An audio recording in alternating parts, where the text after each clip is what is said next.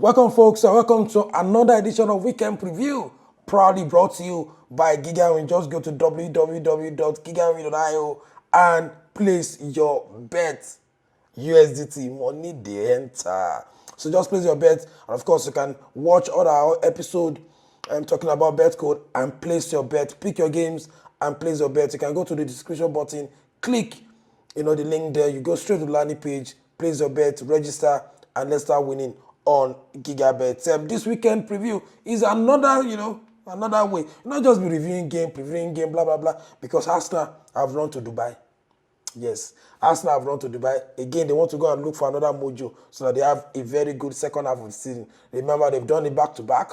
Last season, it did extremely well, but they faced against Man City. Can Liverpool be that Man City of last season that win all their games to the end of the season is yet to be achieved. But of course, Arsenal have traveled to Dubai again. And there's FA Cup games, big teams playing the FA Cup, so there's no EPL, so a lot of big teams playing the FA Cup. And like we saw, Newcastle knocked Arsenal out of the Carabao Cup. They didn't even score a single goal. They didn't score.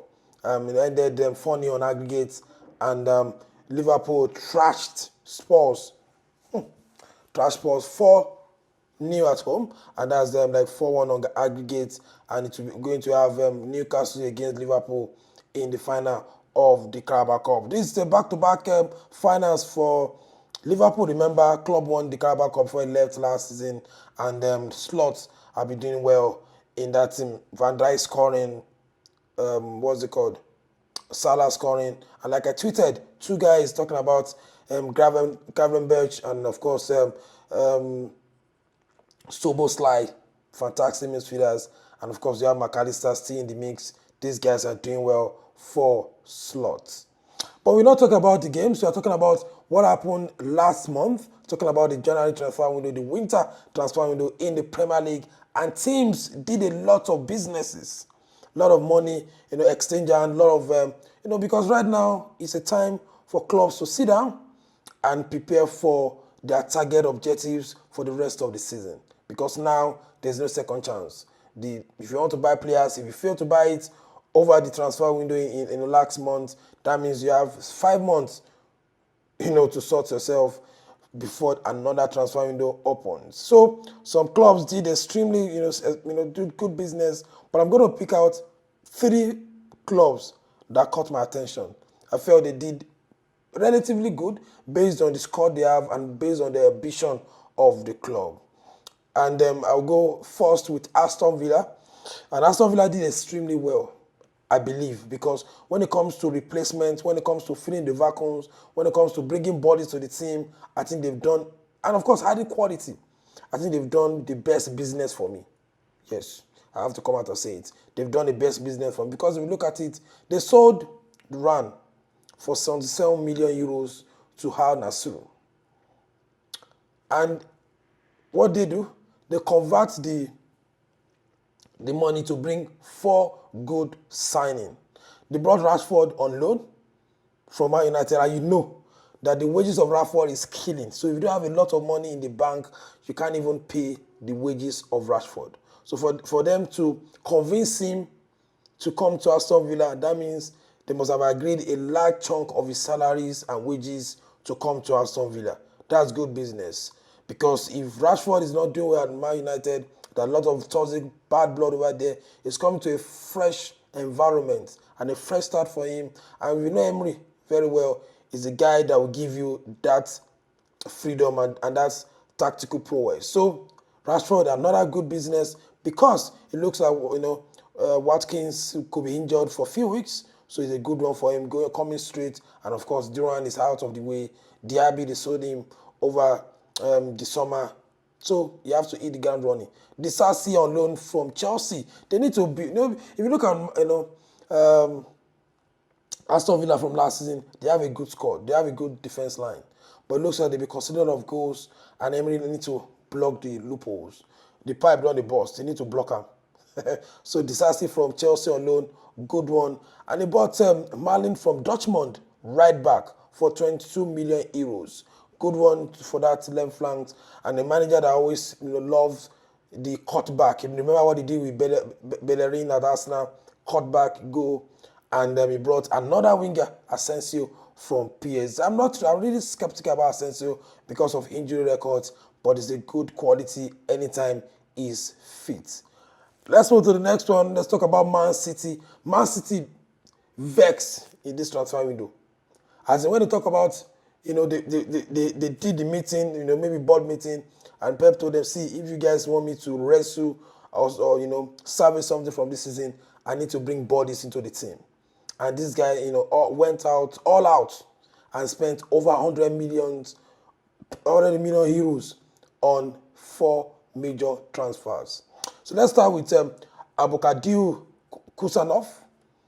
We have Victor Reyes, we have Omar Mamosh. He has threw Omar Mamosh into the firing line immediately, start game back-to-back against Arsenal. He scored in the Champions League, you have started against Club itself.